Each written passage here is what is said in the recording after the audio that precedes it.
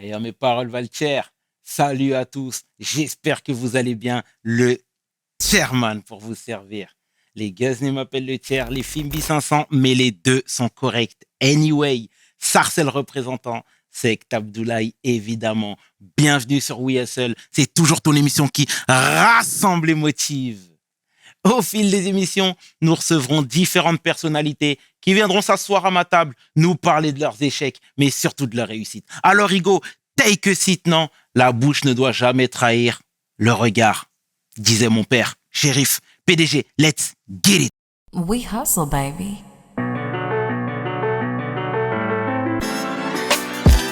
Le chairman. We hustle, baby. Le chairman. We hustle, baby. Le chairman. De retour sur WeHustle et aujourd'hui, je suis vraiment fier de recevoir un grand homme, un philanthrope, un homme qui nous fait du bien, un homme qui nous a pavé le chemin, celui que l'on nomme Rachid Arabe. Take a seat. Rachid, comment tu vas? Bien, Ouais. et même très bien. Et un tout petit peu impressionné des mots que tu emploies. C'est vrai? Pavé le chemin. Ouais, c'est vrai. Et c'est véridique. Je n'exagère pas. Merci déjà au nom de toute l'équipe de WeHustle pour ce que tu as fait, ce que tu continues de faire. Et puis, clairement, je n'ai pas grossi le trait. Sache-le. Alors je prends. Rachid, est-ce que tu peux te présenter pour les gens qui ne te connaissent pas? Le peu de personnes, mais c'est comme ça. Rachid Arabe. Mhm. J'ai longtemps été journaliste sur France Télévisions, une trentaine d'années. Ensuite, j'ai été membre du Conseil supérieur de l'audiovisuel. Et ensuite, à l'issue de ce mandat dans une institution qui régule l'audiovisuel, je n'avais pas le droit de travailler pendant 3 ans pour des questions de conflit d'intérêts dans les chaînes que j'avais contrôlées. Donc, c'est à partir de ce moment-là, j'ai commencé à réfléchir sur ce que je voulais faire. J'ai regardé la télévision, je me suis rendu compte que j'avais plus envie d'en faire.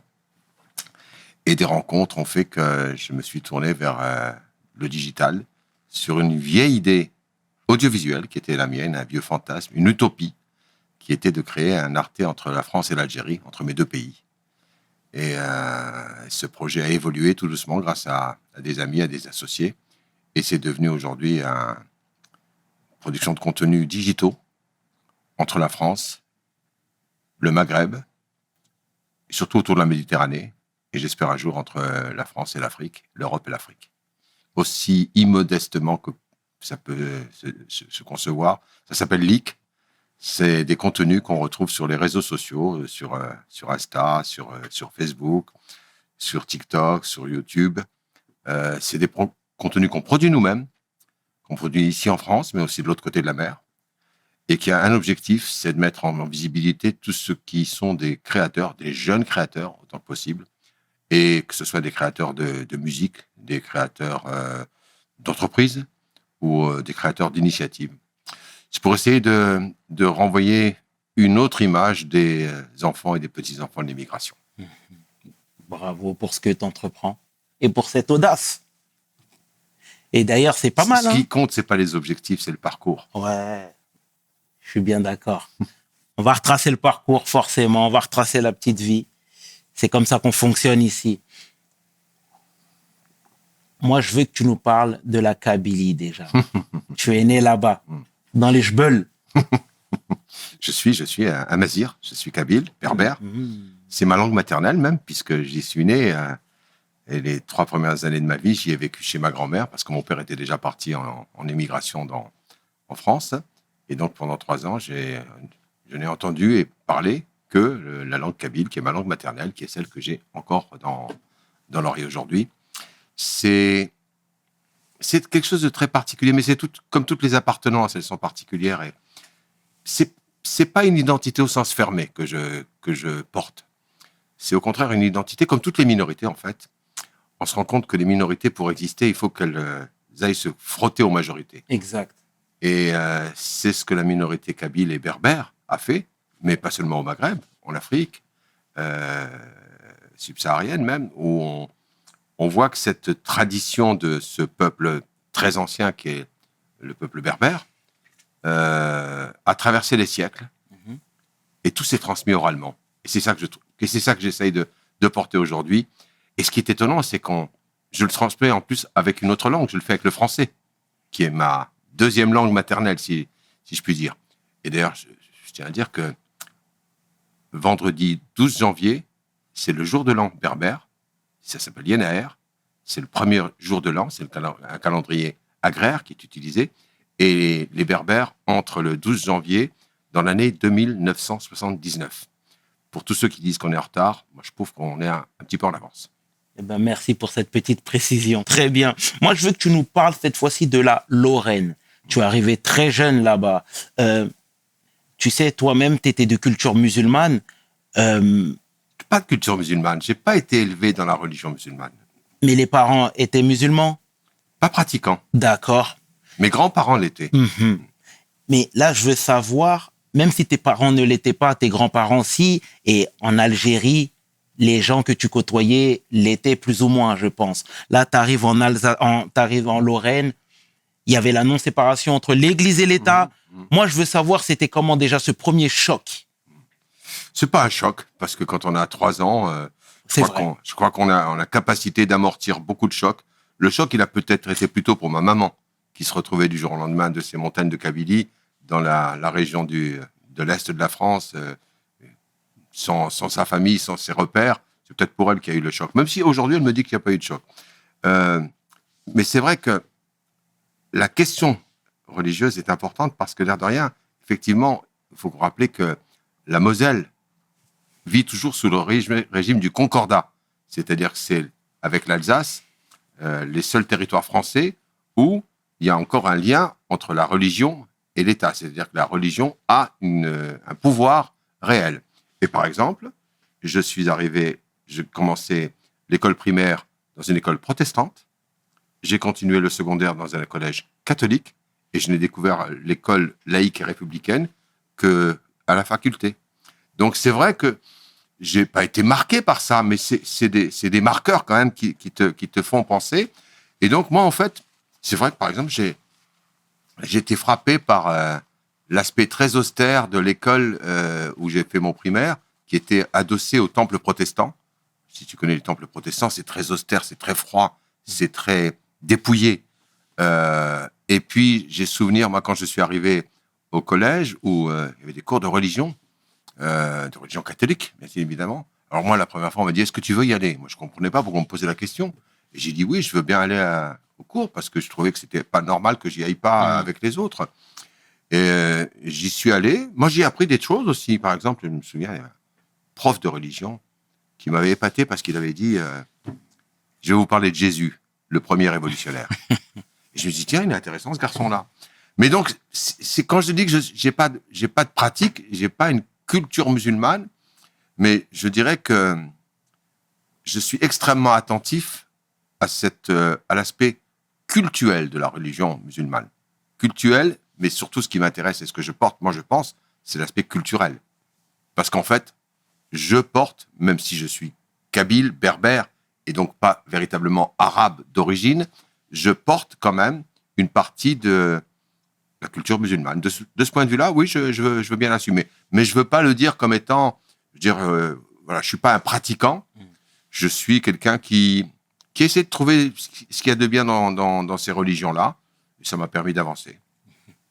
Mais tout en ayant quand même, je pense que ça m'a poussé beaucoup vers la spiritualité, en fait. Et vers ce qui est au-dessus de nous, alors que certains appellent Dieu, que d'autres appellent autrement. Mais je suis convaincu, moi, qu'il y a une forme de spiritualité que nous portons les uns et les autres, et que les cultures comme les nôtres, qui sont des cultures orales,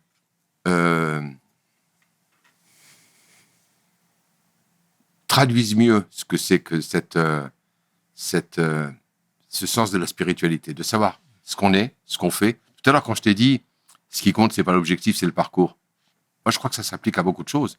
C'est, OK, on a des objectifs, on a des choses qu'on a envie de réussir. Mais comment tu arrives à le faire?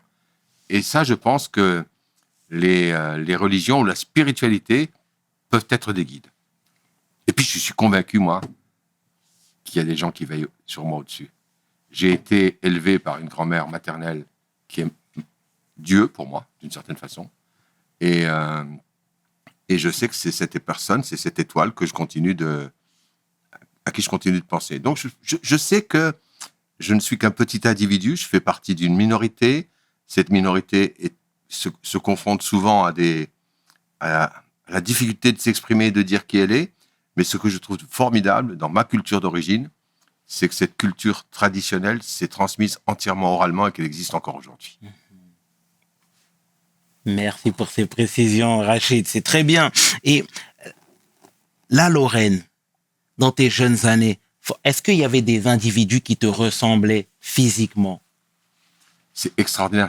J'ai retrouvé chez ma maman, il y a quelques années, une photo tu sais, les photos de classe où on se met tous devant, devant l'école. Et à l'arrière de la photo, il y a les noms des gens. Et il y avait Wiza, il y avait Nadia, mais il y avait aussi Romain, il y avait aussi Christian, Patrick. Mais ce qui était le plus intéressant, c'était les noms. Et quand on regardait les noms qu'il y avait derrière, la Lorraine étant une terre d'immigration depuis très longtemps, on trouvait beaucoup de noms d'origine polonaise, notamment, italienne, et on commençait à voir arriver des noms d'origine africaine ou maghrébine. Et c'était un peu Mais j'ai jamais eu l'impression d'être différent d'eux. J'ai toujours eu l'impression, ça a été la chance que j'ai eue, de vivre dans cette Lorraine assez particulière, où la question de l'immigration et de l'installation de l'immigration s'est toujours posée positivement. C'est-à-dire qu'on avait tellement besoin de l'immigration que, je ne dis pas qu'on la recevait bien, mais qu'elle n'était pas rejetée. Je ne parle pas de l'actualité en disant ça. J'entends très bien. Tu sais, tout à l'heure dans l'introduction, je disais que tu nous avais pavé le chemin. Et nous, cette génération-là, on a eu la chance de vous avoir, entre autres. Tu vois, on parle tout le temps du champ des possibles. Moi, j'avais reçu Omar Sy il y a quelques temps, que je salue au passage fraternellement. Moi aussi. Voilà, et il vient sur Ligue quand il veut. Voilà. Qui nous disait qu'aux États-Unis, en fait, dès petits, c'était des choses qu'on inculquait aux enfants, à savoir, tu vas réussir, tu peux le faire. Tiens, ce médecin est comme toi, est noir, ce médecin est un latino, etc. Et ici, en France, bon, aujourd'hui, j'ai l'impression que c'est totalement décrispé, hein. Mais à ton époque, c'était comment? Est-ce que tu avais des choses qui te galvanisaient, qui te motivaient? Il faut bien voir que l'immigration de l'époque, c'était une immigration silencieuse. Mes parents m'ont élevé dans l'obligation de me taire, de ne pas me faire remarquer. Et parce qu'eux-mêmes étaient arrivés comme ça. L'immigration à l'époque, c'était des gens qui venaient pour bosser et qui devaient se taire. Donc ils m'ont transmis ça. Moi, j'ai commencé à parler un petit peu, à dire un peu ce que je pensais, même si je ne l'ai pas fait tout de suite. Et puis je constate qu'aujourd'hui, les arrière-petits-enfants d'immigrés, ils prennent plus facilement la parole. Ils sont un peu perdus aussi parfois, mais ils prennent plus souvent la parole. Et de ce point de vue-là, j'ai, moi, l'impression d'avoir une petite mission personnelle. C'est-à-dire que j'ai réussi à dire ce que j'avais à dire, mais j'essaye, et c'est aussi l'objet de l'IC, de permettre à des gens beaucoup plus jeunes que moi, dans une situation plus compliquée professionnellement, de quand même pouvoir prendre la parole. J'entends par là que sur l'IC, on voit des tas de créateurs de l'ensemble du bassin méditerranéen et au-delà, et on voit qu'il y a un talent de créativité extraordinaire, mais que le seul et unique problème, c'est la visibilité. Je prends un exemple. Parmi nos parrains, il y a un extraordinaire artiste qui s'appelle El Cid, qui est franco-tunisien, qui est né d'ailleurs à Saint-Étienne, qui est tunisien par ses parents, et qui expose dans le monde entier ses œuvres. C'est des œuvres monumentales. Et la dernière fois que j'ai échangé avec lui, il m'a dit, tu sais, je suis reconnu dans le monde entier, sauf en France. Et je trouve que c'est ça qu'il faut commencer à inverser. C'est-à-dire que le champ des possibles dont tu parles, il existe, mais on a le sentiment... Moi, je ne me suis jamais mis de frontières parce que je n'en voyais pas. Quand j'ai dit à l'âge de 7 ans et demi que je voulais être journaliste, ma sœur aînée a éclaté de rire en disant « Mais t'es trop timide pour faire ça ». Et pourtant, je me suis donné cet objectif et tout au long de ma scolarité, j'étais un très bon élève jusqu'au milieu du collège. Toute ma scolarité, ça a été de dire, il faut que je sois le meilleur. J'ai pas supporté, au 2e trimestre de mon cours élémentaire 2, d'être 3e de la classe parce que je m'étais cassé la jambe et que j'avais raté quelques cours. C'est pour te dire dans quel état d'esprit j'étais. C'était l'état d'esprit non pas de me battre contre les autres, mais de me montrer sous mon meilleur jour. Et c'est ce que j'ai fait ensuite, naturellement. Quand je suis arrivé à la télévision, c'était, comme tu t'en doutes, pas forcément évident, mais il y a quand même des gens qui ont pensé que j'y avais ma place. Et à partir du moment où on m'a dit « tu y as ta place », ben moi j'ai cherché à la construire contre vents et marées. C'est ça le champ des possibles. Et je sais que beaucoup de gens me disent aujourd'hui, et je commence à peine à l'accepter, par exemple un jeune journaliste, Asdin Ahmed Chaouch, qui travaille avec nous, qui est un ancien quotidien qui travaille avec nous sur LIC, me disait récemment, c'est toi qui m'as donné, pas envie, mais qui m'a fait comprendre que je pouvais être journaliste, alors que tous les autres signaux qui lui étaient envoyés quand il avait 16 ans étaient négatifs. C'est ça que j'ai essayé de faire, et c'est ça que j'essaie de continuer de faire aujourd'hui, en sachant que la tâche est beaucoup plus dure qu'à l'époque où j'étais, moi, gamin. Je pense que c'est plus dur aujourd'hui. Ah ouais. Réaliste. Ouais. Oui, parce que si tu veux faire bouger un peu les choses, il faut les regarder honnêtement. Il faut se dire que voilà, quelle est la France de 2024 ? C'est une France, qu'on le veuille ou non, pluriethnique. Qu'on le veuille ou non. Je ne fais pas de la politique en disant ça. C'est une réalité. Descendant de ton bureau, on regarde dans la rue, on voit bien que cette France est pluriethnique. Bien sûr. On peut continuer de la refuser. On peut continuer de dire qu'elle n'existe pas, mais elle est là. Et ceux qui s'y opposent, quel est l'objectif ? C'est de dire partez, mais partez où ? Et donc, c'est pour ça que c'est beaucoup plus difficile que comme des gens comme moi qui ont véritablement immigré.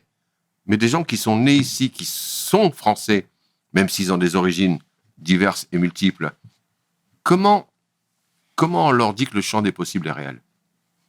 Alors, il est possible, effectivement, beaucoup dans le monde artistique, dans le monde du sport, mais on ne voit pas que c'est une réalité dans le monde de l'entreprise, par exemple. Là encore, depuis que j'ai lancé LIC, je vois dans le monde de l'entreprise et des gens qui ont réussi au sens professionnel du terme, je vois des tas de gens d'origine lointaine, immigrés, qui réussissent, mais qui ne le disent pas, un peu comme si c'était encore un petit peu tabou de le dire. C'est la responsabilité qu'on a, et que j'ai moi, à mon âge. C'est... je suis arrivé à faire à peu près ce que j'avais envie de faire. Comment je peux aider des gens peut-être moins outillés que moi à y parvenir, et surtout dans une situation qui est plus compliquée aujourd'hui que celle que j'ai connue en 1958, quand je suis arrivé en Lorraine, où c'était une France qui était en train de se construire, de se reconstruire après la Deuxième Guerre mondiale. Une France qui avait besoin de l'immigration, qui avait besoin... Et puis, c'était surtout une France coloniale. Et ça, c'est quelque chose qu'on ne m'enlèvera jamais. Moi, je suis un enfant des colonies. Et je sais ce que c'est. Même si je l'ai vécu que très peu de temps, trop jeune, pour les 3 ans que j'ai vécu en Algérie, je n'ai pas senti ce que c'était de vivre sous une domination coloniale, mais je le sais par mon histoire, par mes parents, mes grands-parents, mes lectures. Et tout ça, qu'on le veuille ou non, ça fait partie de l'histoire française. Et quand ta grand-mère te dit qu'il faut pardonner les colonisateurs. Ouais. Ma grand-mère, elle avait un truc particulier, c'est qu'elle parlait pratiquement pas français. Ouais. Elle savait dire une seule phrase, c'était « laissez les poules ». Tu sais pourquoi ? Parce que sa maison était juste en dessous de la caserne de l'armée française et que les militaires passaient souvent devant chez elle pour aller en ville. Et elle avait, dans la petite impasse où je suis né, où elle habitait, quelques poules qu'elle laissait là dans la ruelle. Et quand elle voyait les militaires, elle venait, elle disait « laissez les poules, laissez les poules !» Petite anecdote pour dire que c'est intéressant d'ailleurs de toujours de regarder d'où on vient. Je reviens à l'idée du parcours dont on parlait tout à l'heure. Moi, ce qui m'intéresse, c'est que je m'inscris dans la lignée du parcours de ma grand-mère. Que c'est pas un parcours qui est écrit, qui est défini, mais je pense que je m'inscris là-dedans et ça me donne une force folle. Je suis allé il y a 1 an et demi sur sa tombe en Kabylie. Je déteste les cimetières. J'en suis sorti, j'étais pas triste. J'ai pas pleuré. J'en suis sorti en me disant, la force tellurique, elle est là. Si je peux me permettre, pas un conseil, mais de partager quelque chose avec les générations plus jeunes, c'est de leur dire, regardez ce que peuvent vous apporter vos ancêtres, vos parents, vos frères, vos sœurs. Je pense que c'est là-dessus qu'il faut qu'on aille chercher de la force. Moi, la force, je l'ai trouvée dans la famille.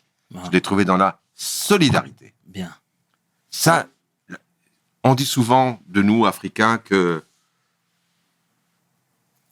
on est resté à une lointaine période. Il y a un président de la République française qui avait dit ça. On n'était pas rentré dans l'histoire, où je ne sais plus quelle était. Mais quand je regarde objectivement les défauts et les qualités des sociétés africaines, dans les qualités que n'a pas la société française, il y a la notion de solidarité. Et moi, je le vois dans ma propre famille, quand quelqu'un est malade, quel que soit l'endroit où il est, on est avec lui. Quand une personne âgée a besoin d'aide, on est avec elle. Je pense que ça, c'est quelque chose qu'on peut apporter à la société française en lui disant, voilà les valeurs qui sont les nôtres. Et surtout que la société française, elle a besoin de ça. Elle a besoin, moi j'ai une belle famille, j'ai une belle-mère qui est une dame âgée. Je vois que l'âge devient de plus en plus un handicap dans la société française. Et que, contrairement aux sociétés africaines, maghrébines, on ne prête pas assez attention aux aînés. Les aînés ont beaucoup de choses à nous passer. Tout à fait d'accord. Beaucoup. Et tu as bien raison, Rachid. Je suis parfaitement d'accord avec ce que tu es en train de dire. Et tout à l'heure, je te parlais encore d'ambition, de travail. Je suppose que tes parents te l'ont inculqué, très jeune même. Vous êtes issu d'une famille modeste, vous ?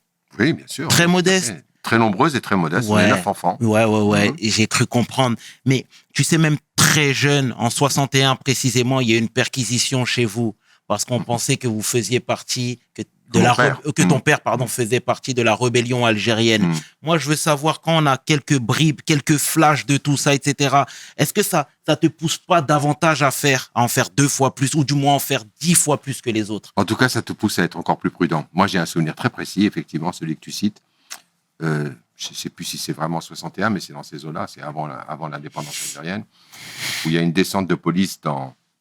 Mon père tenait un certain nombre de cafés et d'hôtels en Lorraine. Ouais. Et il y a une descente de police parce qu'effectivement, on devait chercher à trouver ceux qui aidaient le FLN, le Front de Libération Nationale Algérienne. Et je me souviens j'étais à la fenêtre, à l'étage, j'avais peur. Parce que les types, ils étaient en civil, mais ils avaient des pistolets mitrailleurs. Et donc, ils ont fait la fouille de tous les gens qui étaient là, etc. Puis, quand ils sont partis, dans la rue, un des types a pris son pistolet mitrailleur et a tiré une rafale dans le trottoir. Ouais. Je n'ai pas oublié le son de ce truc-là. Ça construit ça. Je me dis, pourquoi il fait ça? Ouais. Qu'est-ce que j'ai fait de mal? Qu'est-ce que mon père a fait de mal? Ça fait partie des choses qui te structurent. Mais en même temps, tu vois, moi, je ne suis pas dans la revendication. J'essaye de bien faire ce que je fais. Je ne suis pas en train de dire « aidez-moi à réussir » ou j'essaye de faire en sorte que ce que m'ont transmis mes parents, le miracle de mon histoire. J'ai eu un père, il est décédé. J'étais très jeune.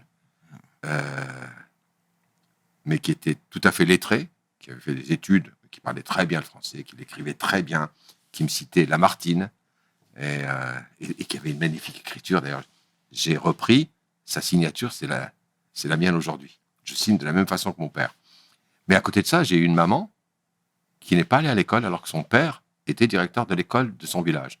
Mais ma mère, qui était déjà la première d'une famille nombreuse, avait estimé, très jeune, qu'elle devait aider sa maman. Et donc, elle a dit à son père, non, je n'irai pas à l'école. Donc, ma maman n'a pas suivi de cursus scolaire. Donc, elle n'écrit pas le français, elle le parle à force des choses. Mais je me demande toujours comment ma mère a fait pour suivre mes études sans parler, sans lire la langue dans laquelle je m'exprimais en cours. Pour moi, c'est un miracle. C'est un miracle. Mais au bon sens du terme. C'est-à-dire qu'elle avait cette capacité à savoir si je faisais bien ou pas bien. C'est ça que nous apprennent les aînés. C'est beau, hein, c'est bon en tout cas ce que tu dis à propos de ta mère et des aînés. Hein. Magnifique, Rachid. Et cette fois... Je suis en train d'essayer de dire aux gens, on a une histoire, on a une famille, on a des traditions. On n'est pas venu de nulle part. Voilà. Alors aujourd'hui, ça se complique un peu parce qu'on est aussi français. Exact. Mais moi, je n'arrête pas de prendre le bon côté de la France. Moi, je suis passionné par la France. Sans transition, Rachid, hein, je vais parler cette fois-ci des coulisses de ton arrivée à Paris. Ouais. Voilà. J'ai bien cru comprendre que tu as toujours été passionné par le métier de journaliste. Et c'est magnifique, ça. Tu sais, c'est toujours beau même quand tu réalises ton rêve de gosse. Hein. Moi, je veux savoir, qui t'a mis le pied à l'étrier? Il y a 2 personnes dont je peux citer le nom. Bien sûr. 2 journalistes, en fait, qui étaient parallèlement enseignants à l'école de journalisme de Strasbourg que j'ai suivi, dont je suis diplômé. Et le premier s'appelle Jean-Claude Darigot. En plus, c'était le spécialiste des affaires religieuses. C'était le type qui couvrait l'actualité du pape. Et un autre qui s'appelait Jean-Marie Belin, que je vois encore, parce qu'il est dans l'ouest de la France. Et ces 2-là étaient mes enseignants, un en technique de la télévision et en technique de la radio. Et les 2 ont eu le génie de remarquer que j'avais un truc en plus par rapport à tous les autres étudiants, l'oralité. Et que, comme j'étais obligé, avec ma grand-mère, il fallait que je me démerde dans le peu de kabyle que j'avais, et avec ma maman aussi, et que, en fait, ils ont décelé le truc en plus que j'avais, pas un truc en moins. Et ils m'ont dit, mais alors que moi, je rêvais d'une carrière de journaliste de presse écrite. Moi, je voulais écrire dans le monde diplomatique, nulle part ailleurs. Hein. Je trouvais qu'il fallait vraiment un journal sérieux, dans l'idée que je me faisais du journalisme. Et eux, ils m'ont dit, mais non, va vers des médias oraux. Et c'est comme ça qu'ils m'ont poussé vers ça. Et c'est ce qui m'a fait, ce qui n'est pas une voie royale, mais j'y suis entré très naturellement. J'étais encore étudiant. Je faisais des stages dans des stations régionales de ce qui s'appelait FR3 à l'époque. Et c'est comme ça que ma personnalité et ma fameuse oralité ont été un plus et pas un moins. Moi, j'ai vu ici et là, même pour avoir lu ton livre, que tu étais en Nouvelle-Calédonie, même reporter là-bas sur le terrain. Et là-bas, ça se passait pas très bien entre les Kanaks et les Caldoches. Donc, toi, c'était... Finalement, tu avais quelques bribes de la guerre d'Algérie parce que tout à l'heure, tu me disais qu'on ne t'en parlait pas souvent à la maison, mais tu es quelqu'un de curieux, donc tu allais te documenter. On t'en a voulu là-bas en Nouvelle-Calédonie. Est-ce que tu peux nous dire pour quelle raison, s'il te plaît? Parce que dans un reportage, j'avais fait le lien fait un rapprochement entre la situation calédonienne et la situation algérienne. Aussi bêtement que ça. Et avec des données objectives, l'Algérie était une des rares colonies dites de peuplement de la France, et la Nouvelle-Calédonie aussi, c'est-à-dire c'était des colonies où on voulait apporter des personnes non indigènes. Et puis, c'était aussi... Moi, en fait, cette idée m'était venue... J'avais fait un reportage avec l'armée, en Nouvelle-Calédonie, qui était en train... Tu ne connais pas la Nouvelle-Calédonie, on appelle ça le Caillou. C'est une longue île très étirée, où les tribus sont très disséminées, mais où il n'y avait aucune route qui permettait d'aller de l'ouest à l'est. Et l'armée a tracé ce jour-là une sorte de piste pour que les gens puissent se rencontrer. Et en voyant ça, je me suis dit, ça me rappelle des choses que j'ai vues, que j'ai lues. Ça me rappelait l'Algérie, effectivement, de l'action militaire qui était en même temps d'essayer de maintenir les populations d'une façon isolée, mais en même temps de maîtriser la façon dont elles pouvaient se rencontrer. Et donc, en fait, j'ai eu le malheur, je résume, j'ai eu le malheur ou le bonheur de faire allusion à la situation algérienne des années de la guerre lors d'un reportage de Nouvelle-Calédonie. Et qu'est-ce que je n'avais pas dit? Qu'est-ce que je n'avais pas dit? Et là, tout d'un coup, tout est sorti. Mais comment ça se fait? Il est d'origine algérienne, c'est normal qu'il pense ça, etc. On avait décidé que par destination, mes origines faisaient ce que je pense. En fait, ce que je pensais n'avait rien à voir avec mes origines, un petit peu quand même, mais avait surtout à voir sur mon observation des choses, tout simplement. Tout simplement. Donc voilà, mais je l'ai assumé. Mais à côté de ça, c'est une des rares fois où je me suis rendu compte que un journaliste qui ne se serait pas appelé Rachid Arabe aurait fait la même phrase que moi, on n'en aurait pas voulu. C'est tes convictions, ça? J'en suis sûr. Et tu sais, dans la même période, il y a Monsieur Gouja qui était DRH. Paix à son âme, je crois. Paix à son âme. qui était du coup DRH chez France Télévisions, qui te disait constamment que tu aurais des soucis avec ton nom de famille. Ce type était génial en même temps. C'était un vieux monsieur. À l'époque, c'était un vieux monsieur qui m'a reçu à l'époque où j'avais des contrats à durée indéterminée sur la télévision publique. Et on m'a dit, écoutez, tout le monde me dit qu'il faut absolument vous engager, que vous êtes excellent, qu'il faut donner un CDI. Et je dis, j'en suis ravi. Et il m'avait dit dans la conversation comme ça, mais imaginez qu'un jour vous ayez à traiter des questions de politique intérieure, le fait de vous appeler Rachid Arabe, ça risque de vous poser des problèmes. Il disait pas ça pour m'embêter, il me disait ça pour me protéger, je pense, dans son esprit. Et c'est vrai que j'ai été totalement déstabilisé et que là, on a raconté l'histoire par la fin, mais donc je me retrouve chez un DRH qui me dit changer de nom et je sors de la salle de rendez-vous, je ferme la porte en me disant mais qu'est-ce qu'il m'a demandé, qu'est-ce que je peux lui dire? Et en fermant la porte, je vois sur le machin, il s'appelait Monsieur Gouja. Et là, mon côté facétieux me dit t'aurais dû lui dire qu'il devrait changer de nom. Le rire. Ouais. Là, tu vois, je trouve que c'est ce qui me marque le plus aujourd'hui dans l'évolution qu'on a. C'est qu'on commence à rire de nous-mêmes. Ouais. Et on commence à savoir rire de nous-mêmes, à découvrir. Moi, je trouve, par exemple, on le voit sur Leak, il est en train de naître un humour d'origine maghrébine qui est, à mon avis, équivalent à l'humour juif. Et donc, le fait qu'on commence à savoir rire de nous-mêmes ou à savoir faire rire les autres de nous-mêmes, ben, c'est aussi une petite évolution. Mais je suis content de te faire rire. D'accord. Ouais, Je vais peut-être faire un one-man show. Non, pas du tout. Mais je passe un bon moment, en tout cas, Rachid, dans Moi ta aussi. présence, sincèrement. Bah, Jusqu'à présent, ça va. ça fait plaisir. On va corser un peu le truc. Je plaisante. Et première personne issue de la diversité à avoir fait le JT. Mhm. C'est quoi le feeling? Tu penses pas à ça quand tu le fais. Ok. Surtout, honnêtement, les toutes premières fois où j'ai fait le journal télévisé, alors j'ai commencé à présenter des journaux télévisés bien avant, j'étais ce qu'on appelait aujourd'hui un joker, c'est-à-dire je remplaçais à 13h et à 20h les présentateurs pendant les vacances. Mon obsession à ce moment-là, c'était d'être bon. C'était pas de me dire tu t'appelles Rachid Arabe. Je ne pensais pas à ça. Mon obsession, c'était d'être bon et si possible le meilleur. J'ai vraiment vécu comme ça. Je m'étais juste interdit des choses. Je me disais, c'est là où on peut mal me juger aujourd'hui. Je m'interdisais, par exemple, je l'ai raconté récemment, je m'étais interdit de couvrir la manifestation, ce qu'on a appelé la manifestation des beurs en 83 en France, Ouais. la manifestation pour l'égalité contre le racisme. Je m'étais interdit de la couvrir parce que je me disais, le téléspectateur, s'il voit un reportage sur cette manif-là faite par Rachid Arabe, je ne serais pas crédible. Je suis honnête avec moi. Hein.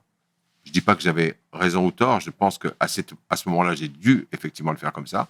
Mais aujourd'hui, je me permets de donner, non pas mon avis, mais de dire de là où je suis, voilà ce que je vois, ce que j'ai vécu, ce que je comprends. Et donc, la présentation du journal télévisé, pour moi, ça a été essentiellement un exercice professionnel. Je ne passais pas mon temps à me dire tu t'appelles Rachid et c'est un gag ou c'est bien que tu fasses le journal télévisé. Non, j'y pensais pas.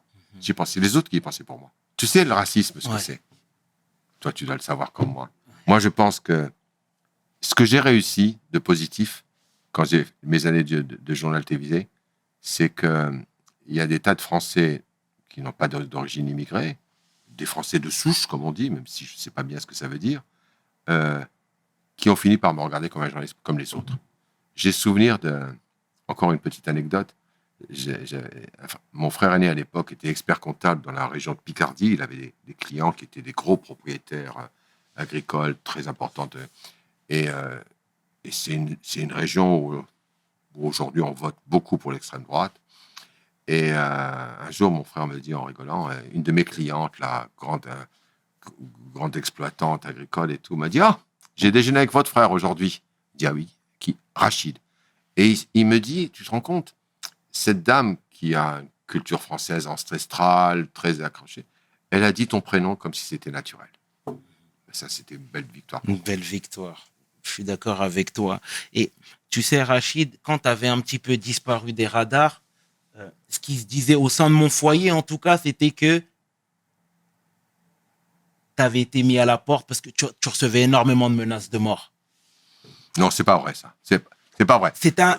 Non, mais D'accord. Si tu peux, ok. je réponds En toute avec... transparence. Non, et je pense même que j'aurais pu, parce qu'à la télévision, je ne vais pas faire trop long, mais à la télévision, quand on te passe à un poste, ensuite, tu peux déplaire, soit parce qu'on considère que tu n'es pas assez bon, ou que le public t'apprécie pas, mais et donc on peut te déplacer, te mettre dans un placard, c'est-à-dire t'enlever de l'antenne. Ça m'est arrivé 2 fois dans ma carrière.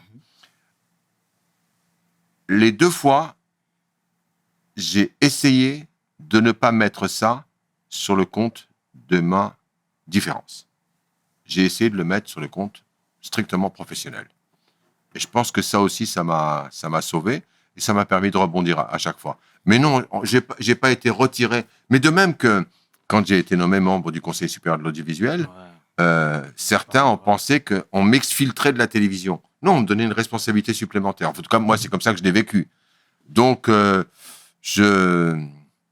chaque fois que j'ai eu un obstacle, j'ai essayé de ne pas me dire que l'obstacle, c'était mon origine. Même si, parfois, je pouvais m'interroger. Mais c'est bien de prendre les choses avec du recul et de la philosophie. Mais tu sais, encore une fois, c'était une période où on voyait pas beaucoup de gens issus de la diversité, tu penses bien. On parlait de toi-même dans l'hémicycle. Roger Olindre du FN, hein, qui a fait des... Paix à son âme aussi. Paix à son âme. Paix à son âme aussi, très bien. Mais qui faisait des cris de corbeau. Moi, je veux savoir, parce que là, c'est bien, tu as un discours... Ce moment-là bien précis, où ce député, c'était après mon passage en Nouvelle-Calédonie, où il avait pris la parole à l'Assemblée nationale en donnant mon nom, en disant que c'était absolument anormal que je fasse ça, etc. C'est vrai que ça a été le seul grand coup que j'ai pris, l'uppercut que j'ai pris dans ma carrière professionnelle, c'est celui-là. Ce soir-là, quand tu entends ton nom balancé à la tribune de l'Assemblée nationale avec ces arguments-là, tu te dis, je vais disparaître. Ouais. Et c'est vrai que le soir, j'ai eu envie d'arrêter. J'ai été rattrapé par mes collègues et ma famille le soir même, mais c'est vrai que cet uppercut-là, il m'a fait très mal, je le dis. Mais aujourd'hui,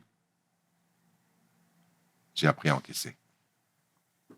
C'est pas pour autant que je donne des coups, hein, mais j'ai appris à encaisser. C'est ça aussi que j'ai appris pendant tout le parcours. C'est que quand les coups qui m'étaient portés étaient des coups strictement professionnels, il fallait que je réponde professionnellement. Quand des coups étaient sous la ceinture, à moi de me débrouiller pour y répondre. Et de la famille, que te disait la famille? Parce que tes parents sont arrivés un petit peu sur la pointe des pieds ici. Ils auraient très bien pu te dire, va dans un métier un petit peu plus conventionnel. Aucun ne me l'a dit. Moi, j'ai le souvenir de mon père me disant exactement, fais les meilleurs outils possibles. Moi, pour ma part, c'est lui qui parlait, hein, j'en sais assez pour ce que je fais. Donc, il me disait, fais des études. Et quand j'ai dit journaliste, je pense pas. Je sais que ça m'avait d'ailleurs marqué, parce que donc, c'était une université à Strasbourg.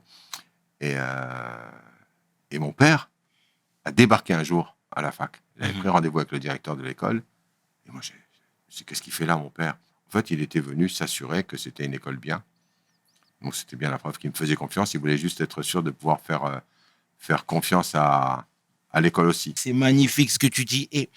Et merci déjà pour ces conseils, parce que tu t'en rends peut-être pas compte, mais... C'est du partage. J'ai pas la prétention de donner des conseils. C'est du partage. En tout cas, on prend. Sincèrement. Est-ce que tu peux nous parler cette fois-ci des coulisses de ton arrivée au CSA? C'est un choix délibéré. J'aurais très bien pu dire non d'y aller. Je ne vais pas y aller. Hein. Non, c'est un choix. On m'a proposé. J'aurais pu dire oui ou j'aurais pu dire non. J'ai dit oui. Mais j'ai dit oui de façon circonstanciée. J'ai réfléchi. Donc, je savais que ça voulait dire que je ne ferais plus d'antenne pendant 6 ans, parce que je ne savais pas que c'était en fait 9 ans. Mais je l'ai fait sans le moindre regret. Et puis, je me suis plongé dans ça comme un jeune étudiant qui découvre une nouvelle carrière. J'ai appris une nouvelle carrière. Non, j'ai pas pensé du tout. Tu sais, j'ai pas de... Peut-être qu'un des trucs qui m'a protégé à la télévision, c'est que contrairement à beaucoup d'autres starlets, dont je suis, où j'étais, je sais que ce qui est important à la télévision, c'est le média et pas le présentateur. Et que, même si le présentateur a son rôle pour faire passer les choses, et donc quand on m'a déplacé d'un rôle de présentateur à un autre rôle, je savais que la machine allait continuer de fonctionner. Je n'avais pas l'ego qui se disait « sans moi, ça ne marchera pas ». Quand j'ai arrêté de faire le 13 heures, contre mon gré, parce que je pensais que la formule avec Carole Gessler fonctionnait bien et qu'elle devait continuer, mais la direction en a décidé autrement pour des questions de marketing, des questions d'audience. Et on s'est rendu compte, en fait, que les audiences étaient beaucoup moins bonnes après qu'avant avec nous. Mais pour autant, j'en ai pas tiré une gloire en me disant « Ah, je vous avais bien dit, j'aurais dû rester ». J'ai jamais pris ça à titre personnel. Et puis, ce qui m'a aussi fait relativiser tous ces honneurs, tous ces hauts et tous ces bas, c'est pour ça que je peux relativiser les bas. Parce qu'on m'a appris à relativiser les hauts. J'ai une histoire encore, une anecdote. En 2000, j'ai donc le 7 d'or de meilleur présentateur. Pour ceux qui sont les plus jeunes, 7 d'or, c'était la distinction attribuée par un grand journal qui s'appelait Télé 7 jours à celui qu'on considérait comme étant le meilleur présentateur de cette année-là. Donc, je l'ai en l'an 2000. Donc, c'est une belle statuette et un beau diplôme. Et puis, je me dis, tiens, ce serait bien que le diplôme, il soit chez ma maman. Et donc, quelques temps après, je vais la voir, je rapporte le diplôme, je lui dis, voilà, c'est le diplôme de 7 d'or, etc. Elle me dit, super, très bien, bravo, bravo, bravo. Puis je pars et je reviens 15 jours après. Et je regarde, parce que maman, il y a plein de photos de toute la famille, tous les trucs un peu importants. Et je ne vois pas le 7 d'or. Je ne vois pas le diplôme du 7 d'or. Je dis rien. Puis je vais aux toilettes. Et je vais aux toilettes et en me retournant, je vois que le diplôme était affiché sur la porte des toilettes pour ma maman. Et là, j'hésite entre l'éclat de rire et je dis, maman, je dis, Yema, c'est la réponse. Tu l'as mis là? Elle me dit, ouais, tu es comme tes frères et sœurs. Voilà l'apprentissage de rester. C'est ce mélange-là, parce que moi, je trouve que j'ai eu la même chose. Pardon, je m'excuse beaucoup, mais là, c'est vrai que je n'ai pas donné l'impression d'être prétentieux. Mais quand on me décerne la Légion d'honneur, honnêtement, j'en suis fier. J'en suis fier. Mais j'en suis fier pour qui? Pour mes parents. Et c'est ça que j'essaie de partager, c'est que ce que tu réussis à faire, c'est bien pour toi, mais c'est bien aussi pour ton environnement et puis pour l'aura que ça peut avoir pour d'autres. Et c'est en ça que je commence à accepter quelque chose que j'ai eu beaucoup de mal à accepter. On l'a vu dans un film récent qui a été fait sur TMC qui s'appelait L'Arabe dans le poste. Je ne sais pas si tu as vu ce film-là, où j'ai accepté de témoigner sur le nombre de gens qui disent « Tu m'as donné envie de faire ce métier alors que je me disais, moi, enfant d'immigré, etc. etc. » Je l'ai longtemps refusé, ce rôle-là. Et je commence à l'accepter parce que je suis âgé aujourd'hui et que je me dis, j'ai rien à gagner à dire que j'en suis conscient. Mais je me rends compte que j'ai donné le champ des possibles dont tu parlais tout à l'heure. Je l'ai ouvert à des gens qui devaient se dire, non, je ne vais pas le faire. Moi, j'étais très fier quand je faisais le journal télévisé. Les plus beaux compliments, ils me venaient des chauffeurs de taxi portugais et vietnamiens. Ils me disaient, on est content que vous soyez là. Je me disais, bon sang, je sers à ça. Magnifique, Rachid. Et ça n'a pas toujours été facile, comme on le dit depuis tout à l'heure, hein, mais c'est un peu ton CV qui est comme ça. Et il y a Anne Hidalgo qui disait que, excuse-moi, on est obligé d'en parler, je suis désolé, que tu étais l'alibi de la gauche. Ouais. Tu vois, donc finalement, tu as à chaque fois quelques petits rappels qui te montrent aussi que tu n'es pas toujours légitime, que tu n'es pas toujours à ta place. Surtout, toujours confisqué par eux. C'est-à-dire que je n'existe pas en tant que personne. Pardon, je m'énerve un peu. Je n'existe pas en tant que personne. J'en ai voulu beaucoup à Madame Hidalgo. Beaucoup. Je le lui ai dit au téléphone. Je lui ai dit, mais vous décidez à ma place que je suis un alibi. C'est vous qui me désignez comme alibi. Vous comprenez ce que ça veut dire de dire à un monsieur de 50 ans qu'il est un alibi alors qu'il vient de faire toute sa carrière pour essayer d'être tout sauf un alibi? Et en plus, alibi de gauche. C'est-à-dire qu'en gros, je suis prisonnier dans tous les sens. Je n'ai pas le droit d'être ce que je suis. Mais c'est indigne. C'est au moins aussi grave que les accusations racistes, pour moi. Pardon, je le dis de façon un peu solennelle, mais ça... Il y a... je me pèse le mot avant de le lâcher, hein. Mais il y a quand même un peu de néocolonialisme quand même dans tout ça. On sent la douleur. C'est pas de la douleur. Le temps n'a pas apaisé la douleur. C'est pas de la douleur, parce que sincèrement, je t'ai dit, le seul uppercut que j'ai pris, je t'ai raconté tout à l'heure, c'était pas de la douleur là. c'est de la colère. Ça me fait pas mal. Mais ça me met en colère. Et je le dis. Et c'est peut-être là où j'ai eu de la force. C'est que j'ai commencé à le dire. Je n'ai pas accepté. Comment, si j'avais été objectivement assez bête pour accepter d'être l'alibi d'un tel ou d'un tel, mais tu te rends compte à quel point on a fait de moi un objet ce jour-là? Bien sûr. C'est-à-dire que je n'avais pas capacité de penser. C'était les autres qui décidaient ce que j'étais. C'était quelqu'un qui disait « il est un alibi ». Mais oh. Est-ce que j'ai eu envie de dire à Madame Hidalgo, qui est d'origine espagnole, vous êtes l'alibi de l'immigration au Parti socialiste? Est-ce que j'aurais osé dire ça? Non, parce que je ne le pense pas.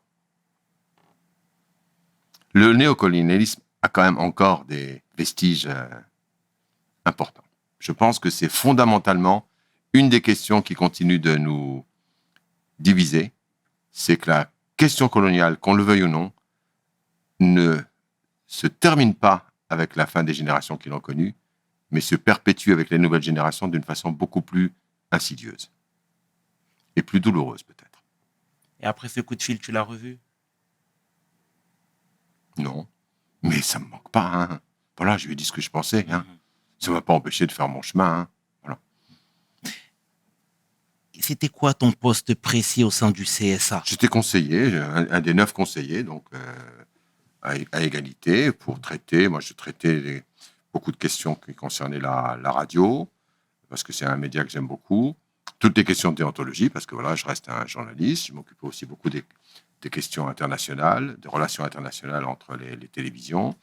Une autre passion qui est celle du sport, donc je me suis beaucoup occupé du sport à la télévision. Bref, tout un tas de portefeuilles, comme on dit dans un gouvernement, qui étaient des choses auxquelles je tenais. Et puis des choses que j'ai apprises. Je suis allé sur des terrains où j'étais moins à l'aise. Je suis allé apprendre un peu ce que c'était le début de la radio numérique, de la TNT, okay, de la télévision numérique. J'ai aussi appris la technologie. Ça a été vraiment pour moi une période d'apprentissage extrêmement importante, parce que ça m'a permis de comprendre qu'un média, quel qu'il soit digital comme le tien et le mien, ou qu'il soit hertzien, un média, c'est pas une fin en soi. Il y a des tuyaux qu'il faut connaître et comprendre, mais ensuite, le principal, c'est le contenu.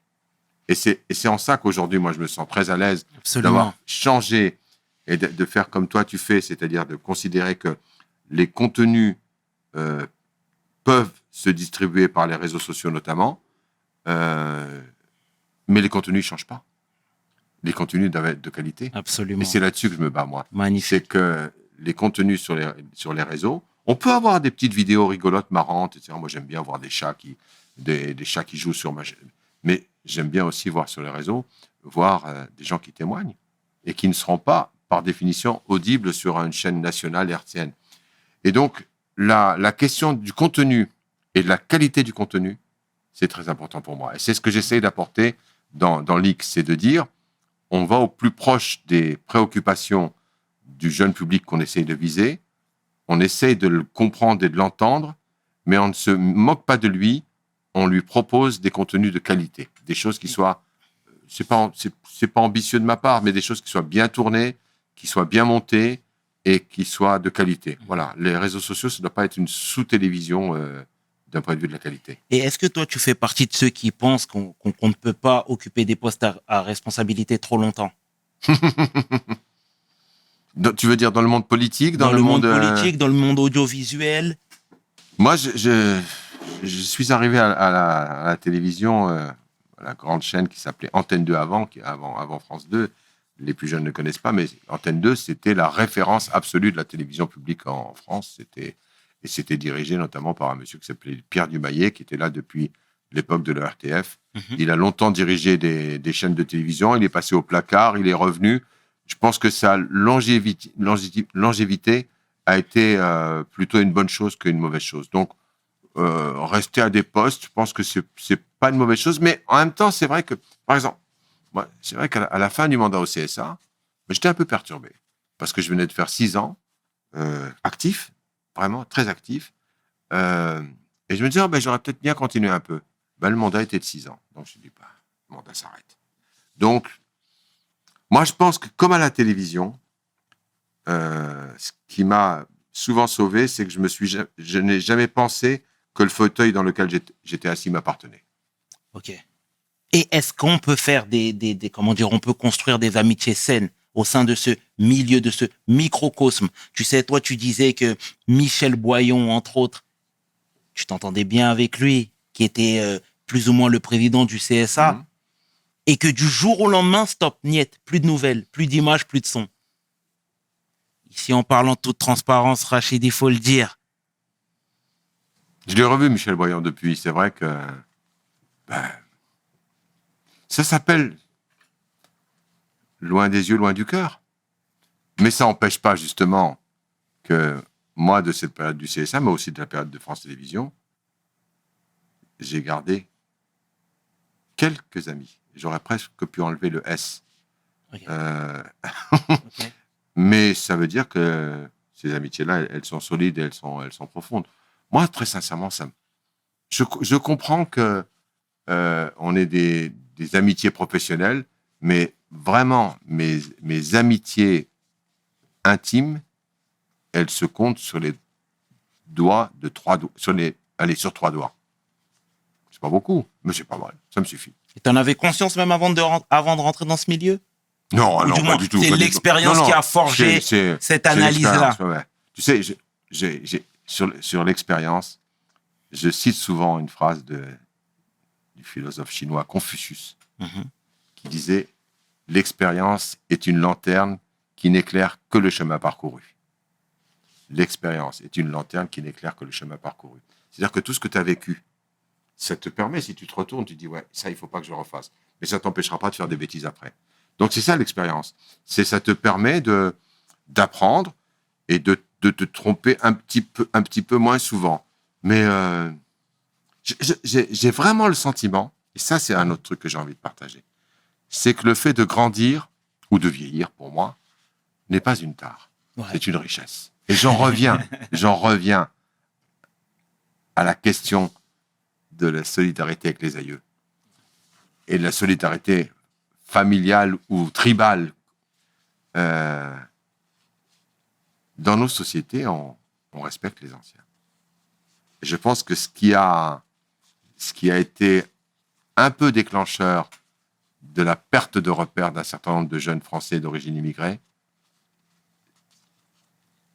c'est l'absence des anciens. Ou la méconnaissance des anciens. L'autorité, au bon sens du terme. Moi, je pense que on a beaucoup de droits. Il faut les défendre.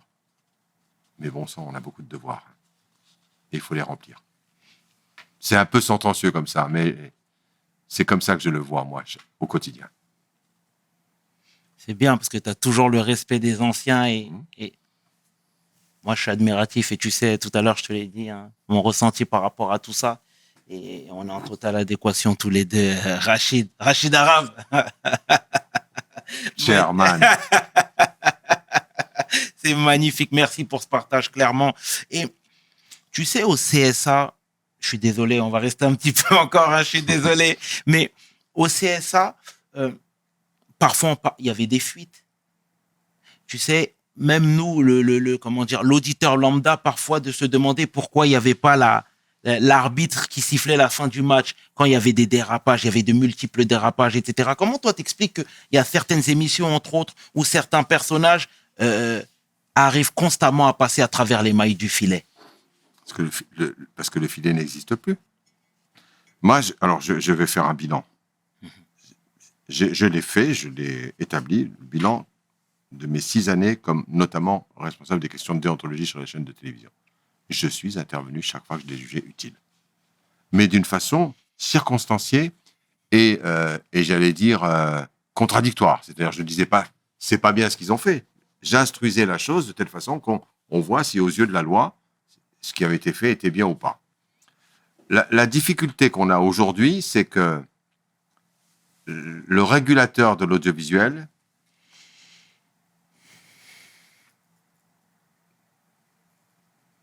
n'arrive pas lui-même à faire respecter la loi. Il existe une loi audiovisuelle en France. Elle date de 1986, elle est écrite, elle a été remaniée depuis.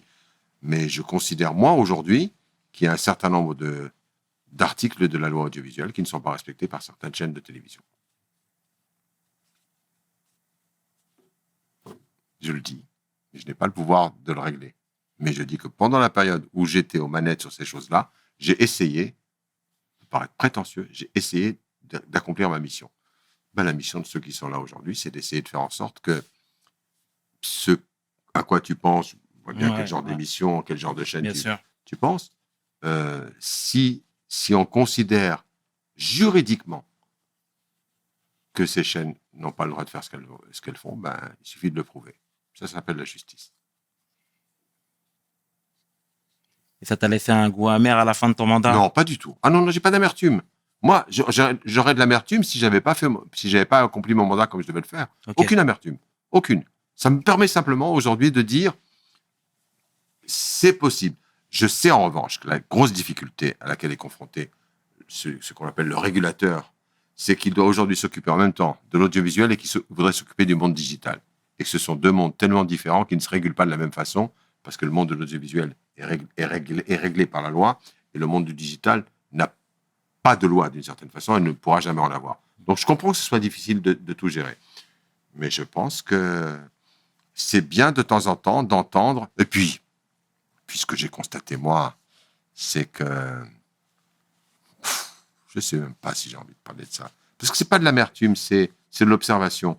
Ce que je constate, c'est qu'il y a des chaînes, des présentateurs, des présentatrices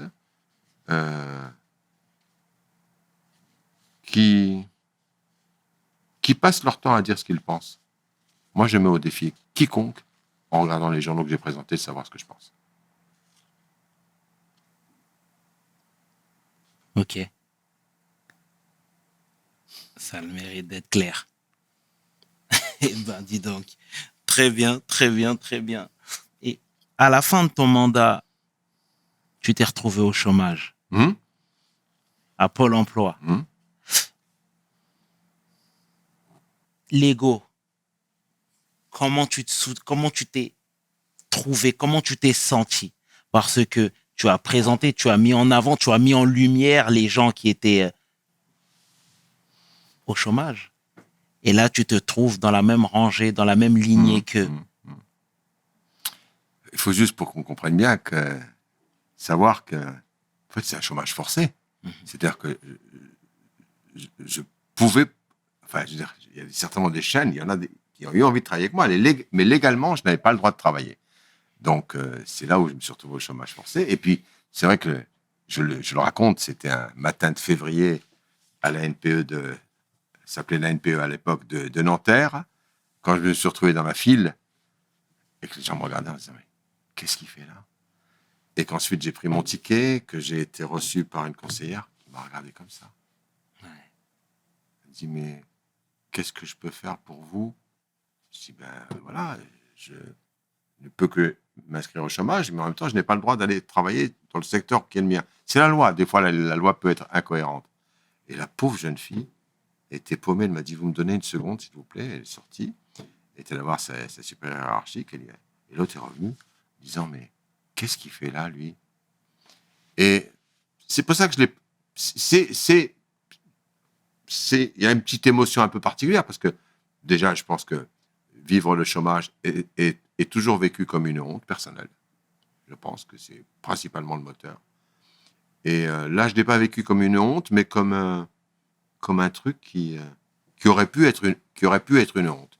Mais je l'ai surmonté. Contre mauvaise fortune, j'ai essayé de faire bon cœur. J'ai essayé tout simplement de me dire, bon, ben, puisque je n'ai pas le droit de travailler dans l'endroit où je suis, où je sais travailler, je vais en chercher un autre. Et c'est à partir de là que j'ai commencé à créer l'idée de leak et que j'ai créé quelque chose de nouveau. Voilà. J'ai pas d'amertume. J'ai des petites bricoles qui me font mal. Mais sincèrement, si je fonctionnais à l'amertume à mon âge, je me fatiguerais beaucoup. Et j'essaye simplement de fonctionner. Je te l'ai dit tout à l'heure, au tout début, ce qui compte, c'est pas les objectifs, même si les objectifs, ils sont importants. C'est vraiment la façon dont tu les atteins et donc le fameux parcours. Et moi, ce qui me met à l'aise aujourd'hui, c'est que je n'ai pas honte du parcours que j'ai fait et je suis assez enthousiaste sur le parcours que j'essaie de tracer pour les années à venir. Qu'est-ce que je peux rêver de plus? En tout cas, merci sincèrement pour ce partage. T'es généreux, tu donnes. Et ce sera ma dernière question, Rachid. Promis. C'était plus long que prévu, je Mais suis non, c'est un désolé. plaisir, c'est un plaisir. Et ton petit champion dans tout ça, parce que plus dans ton livre, tu disais que il te suivait un petit peu partout sur la banquette arrière, tu le trimballais ici et là et tout. Il écoutait même ce que Paul Bénichou malheureusement disait sur toi. Ouais, exactement, tu vois. Donc c'est une histoire horrible. absolument, ça, absolument. C'est douloureux, donc je vais pas te demander de la raconter. Ceux qui voudront la connaître. Mais mon champion aujourd'hui. Ouais, exactement. C'est un magnifique garçon. Magnifique. Il a 23 ans. Ouais. Quand c'est mon beau-fils, hein, c'est pas mon fils, c'est mon beau-fils. Et quand on s'est chamaillé pendant des mois et des années même, parce que je trouvais qu'il faisait trop d'ordi, trop pendant ses cours, la nuit. Et aujourd'hui, c'est ce que je crois être un petit génie de la 3D, créatif. Je comprends tout ce qu'il a fait pendant des années, tout seul dans sa chambre avec son ordinateur. Il s'est inventé un métier, ensuite il a fait des études, il les a terminées, il a son master aujourd'hui. Il commence à avoir quelques missions sur des gros films. C'est ma fierté. Alors que c'est pas mon fils, c'est mon beau-fils. Et le truc le plus extra que j'ai avec lui, c'est quand je vais mal, et j'ai eu ces temps-ci des moments où c'était un peu compliqué pour lui, pour lancer tout ça, des moments difficiles. Il vient, il pose sa tête sur mon épaule. C'est beau, c'est fort ce que tu dis, Rachid, sincèrement. On le salue au passage, le petit champion. Nils. Shout out. En tout cas, Rachid, sincèrement, au nom de toute l'équipe de We Hustle, nous te remercions pour ce partage, cette jovialité, cette générosité. Et puis, tu nous as pavé le chemin. Merci beaucoup de ton intérêt, ton écoute. Et je pense que moi, j'adore les interviews. Ouais. Je pense que je crois que j'ai été un bon intervieweur parce que je me mettais toujours à la place de l'interviewé et que j'essayais de le mettre en valeur et pas de le dézinguer. Et que je pense que tu es un bon intervieweur. Ça me touche sincèrement. Provenant du best, ça me touche forcément. Merci Rachid. Et bonne année à tous. Meilleur Rachid. Et on peut le dire en berbère. Vas-y. Amouli Amgez. Aïe, aïe, aïe, aïe, aïe. Amouli Gelbes. Non, Amouli Amgez, non. La phrase exacte, c'est Asges Amgez. Asges Amgez. Asges Amgez. Voilà, c'est la bonne année en berbère. Asges Amgez. Merci Rachid. C'était le tiers avec l'homme que l'on nomme, du moins le grand monsieur que l'on nomme Rachid Arabe pour We Hustle. Mes paroles valent tiers. Peace. We hustle, baby.